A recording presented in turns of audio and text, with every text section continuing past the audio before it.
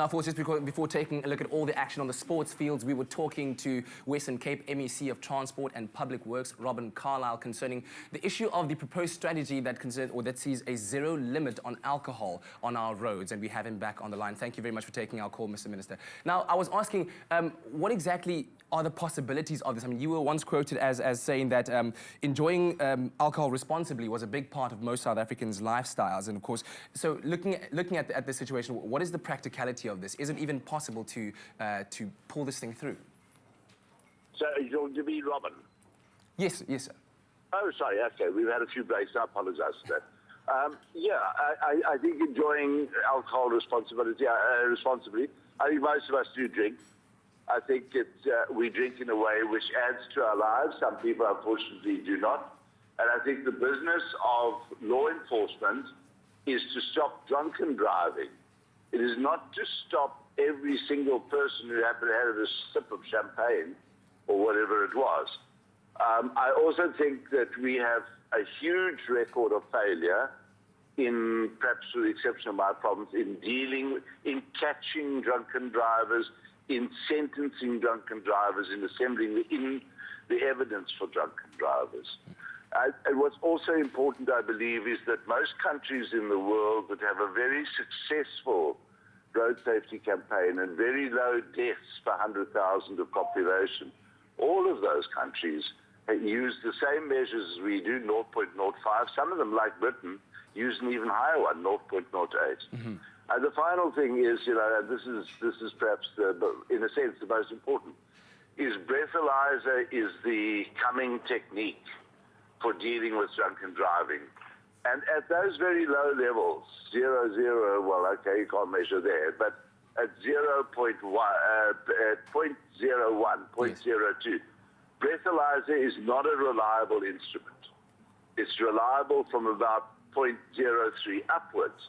And that's one of the reasons that places like Australia, Germany, France, and most of the states in the United States and Canada use 0.05, because we know there may be very few exceptions. We know that at below that level, people are capable of managing their car. Mm-hmm. It's above that level that we want to interdict them. Yeah. So we've had great failure with the few who drink too much. Now we propose to try and throw the net over the whole driving population of 15 million drivers. I think it's a pipe dream. I think it distracts us from where we should be operating, and I think it's the sort of thing that makes the law a pass. And tell me, so what is our big problem? I mean, if countries like Britain, like Australia are all getting it right, what seems to be our biggest problem in catching the few that are causing the problem for the many? Well, I think the difference is this, in particularly, I think they've gone through two phases. One, we are starting to go through in my province, and that is that if you drink, you're likely to be caught. If you're caught, we can do everything we can to get you charged, we're going to try and get you convicted, and we're going to put your name all over the newspapers when you are convicted, okay? They've gone through that, and they've moved to a phase where attitudes have now changed. Mm-hmm. So that the barman will say, buddy, if you think you're driving home in the state you are, you're not. And the other people in the bar or the restaurant will say the same thing.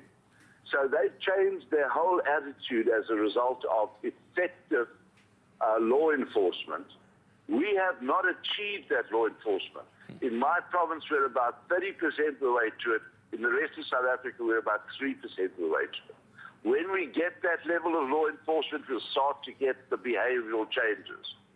And then, as a factor, drunken driving will diminish almost to vanishing point as a potential killer on the roads. Yeah.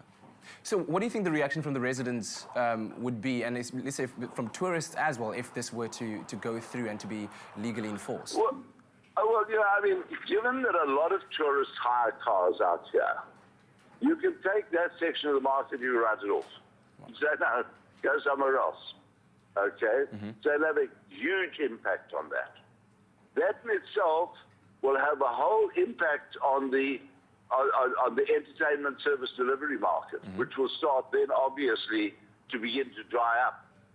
and in due course will become a desert. So, I mean, we're taking the one industry that can get us out of the terrible trouble that we're in, because it is an industry that creates large numbers of low-skilled jobs, and we say, well, that industry we'll just get rid of.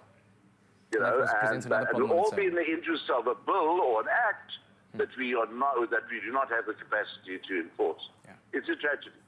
So in closing, what would you say would be your ultimate solution to the problem? How do we tackle it? Because I mean, this is a big issue for many people. The ultimate solution to the problem is this: that first of all, the police start to act as an effective management unit, which they do not do almost anywhere in South Africa. That's number one.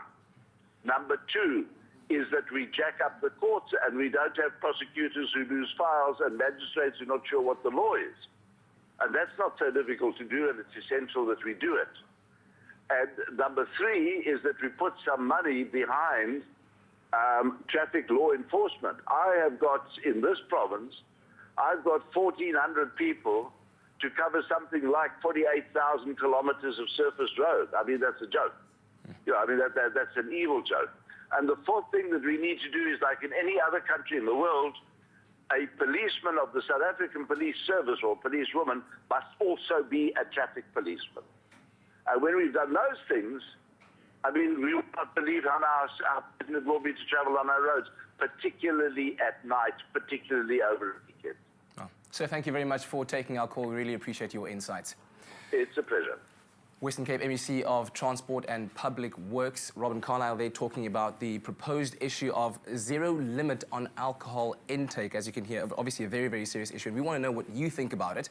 Let us know on our Expresso Morning Show SABC3 Facebook page. We'll be reading all your comments a bit later on. Right now, over to you.